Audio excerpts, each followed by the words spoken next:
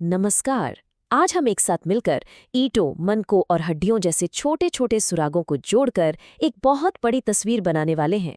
ये तस्वीर है हड़प्पा सभ्यता की, दुनिया की सबसे रहस्यमयी प्राचीन सभ्यताओं में से एक। हमारी ये पूरी पड़ताल या कहिए जासूसी शुरू होती है इस एक छोटी सी मोहर से। अब देखिए, ये कोई 4000 साल पुरानी है तो ये कारीगरी का एक कमाल का नमूना। लेकिन इस पर जो लिखा है ना, वो आज भी एक पहेली है। यही वो ताला है जिसकी चाबी आज तक किसी को नहीं मिली, और यही इस पूरी सभ्यता को एक गहरा, बहुत ही गहरा रहस्य बना देता है। अच्छा, किसी भी कहानी को समझने के लिए सबसे पहले उसकी टाइमलाइन को समझना होता है ना? तो आर्कियोलॉजिस्ट ने इनकी कहानी को 3 बड़े हिस्सों में बांटा है। अर्ली हड़प्पन, जब इस सभ्यता की नींव रखी जा रही थी। मैच्योर हड़प्पन, जब ये अपने चरम पर थी, बड़े बड़े शहर बन रहे थे। और लेट हड़प्पन, जब इसका पतन शुरू हुआ। हमारा ज्यादातर ध्यान मैच्योर फेज पर रहेगा। जब शुरुआती खोजकर्ताओं में से एक अलेक्जेंडर कनिंघम को पहली बार हड़प्पा की ये मुहर मिली, तो वो एकदम चौंक गए। उन्होंने कहा कि उन्हें जो सुराग मिला वो भारत के इतिहास की किसी भी जानी पहचानी कहानी में फिट ही नहीं हो रहा था। मतलब ये पूरी की पूरी दुनिया जैसे समय की धूल के नीचे दबकर गायब हो गई थी। और ये खोई हुई दुनिया कोई छोटी मोटी नहीं थी। इसका पैमाना इतना बड़ा है कि आप अंदाजा भी नहीं लगा सकते। अब तक 2000 से भी ज्यादा ऐसी जगह खोजी जा चुकी हैं जो आज के अफगानिस्तान से लेकर गुजरात और पश्चिमी यूपी तक फैली थीं। सोचिए कितनी विशाल सभ्यता रही होगी ये। तो चलिए अब सबसे मजबूत सबूतों को देखते हैं। खुद हड़प्पा के शहर। ये शहर हमें बताते हैं कि उस जमाने के लोग प्लानिंग और इंजीनियरिंग में कितने आगे थे, मतलब कमाल के थे। इनके शहरों की बनावट में एक बहुत ही खास पैटर्न देखने को मिलता है। होता ये था कि शहर को आमतौर पर 2 हिस्सों में बांटा जाता था। एक हिस्सा छोटा लेकिन ऊंचाई पर बना होता था, जिसे दुर्ग या सिटाडेल कहते हैं। और दूसरा हिस्सा बहुत बड़ा होता था जो नीचे बसा होता था, जिसे लोअर टाउन कहते हैं। यहीं पर ज्यादातर आम लोग रहते थे। ये अपने आप में दिखाता है कि उनका समाज कितना ऑर्गेनाइज था। अब जरा इन शहरों की प्लानिंग की कुछ खासियतें देखिए।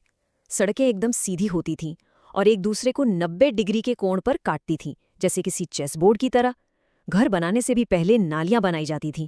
और सबसे हैरान करने वाली बात, हजारों किलोमीटर दूर बसे शहरों में भी एक ही साइज की ईंटों का इस्तेमाल होता था। ये सब कोई तुक्का नहीं था, ये एक मास्टर प्लान का हिस्सा था।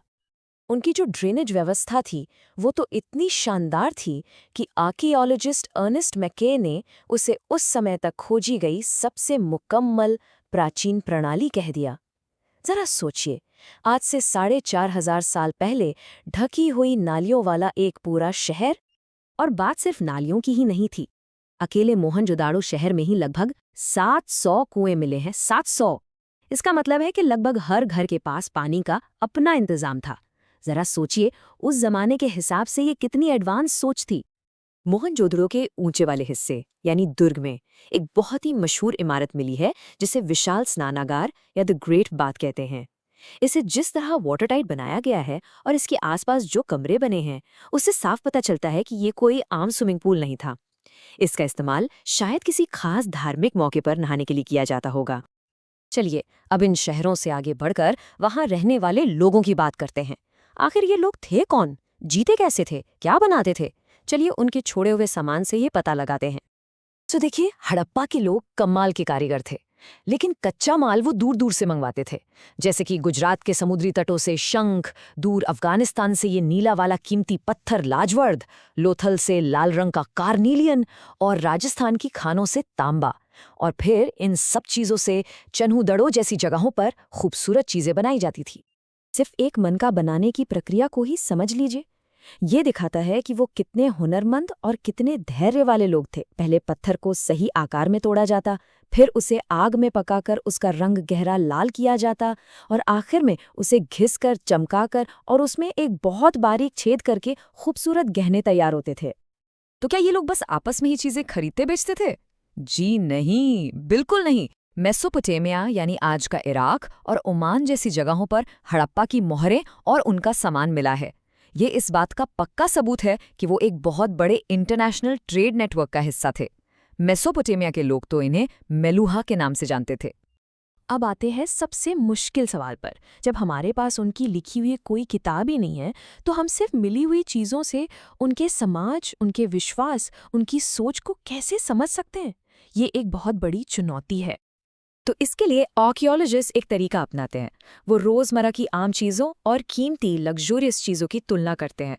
जैसे मिट्टी के बर्तन और पत्थर के औजार तो हर जगह मिले हैं, लेकिन फयांस जैसे महंगे मटेरियल से बने छोटे बर्तन या सोने के गहने, ये दुर्लभ चीज़ें ज़्यादातर हड़प्पा और मोहनजोदाड़ो जैसे बड़े शहरों में ही मिली हैं।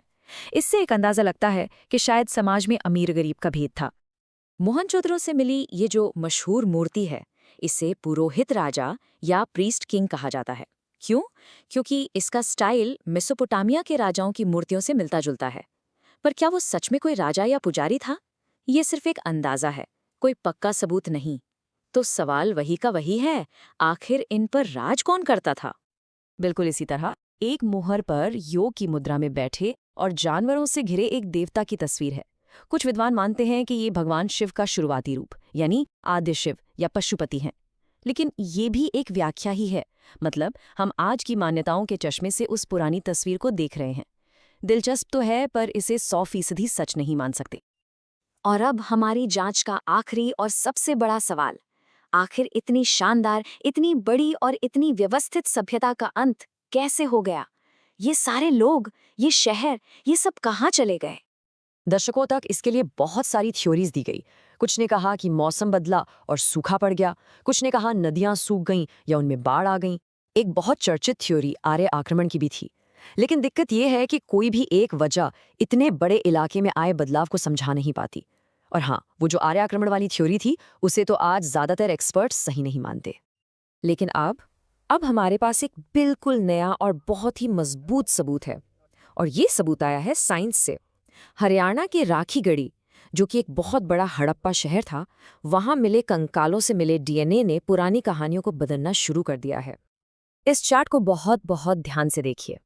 राखीगढ़ी से मिले कंकाल के डीएनए में मध्य एशिया के स्टेप पास्टोरलिस्ट, यानी जिन्हें आर्य कहा जाता है, उनका डीएनए कितना है? 0, बिल्कुल 0। इसके बजाय ये डीएनए दिखाता है कि हड़प्पा के लोग यहीं के, यानी स्वदेशी थे, जिनकी जड़ें हजारों सालों से इसी भारतीय उपमहाद्वीप में थीं। तो इस नए सबूत से सबसे जरूरी बात क्या निकल कर आती है? वो है निरंतरता, यानी कॉन्टिन्यूटी। इसका मतलब ये है कि हड़प्पा के लोग कहीं अचानक से गायब नहीं हो गए, बल्कि समय के साथ वो बदले, वो दूसरी जगहों पर जाकर बस गए और उनकी विरासत, उनकी जीन्स आज भी हम लोगों में, दक्षिण एशिया की आबादी में मौजूद है। तो डीएनए हमें बताता है कि उनकी कहानी खत्म नहीं हुई, वो आज भी हमारे बीच हैं। लेकिन वो खुद आज भी खामोश हैं। और यही खामोशी हमें वापस हमारी जांच की शुरुआती पॉइंट पर ले आती है, उनकी वो रहस्यमयी लिपि। सोचिए, अगर हम कभी उसे पढ़ पाएं, तो हड़प्पा के लोग खुद अपनी कहानी अपने शब्दों में हमें कैसे सुनाएंगे?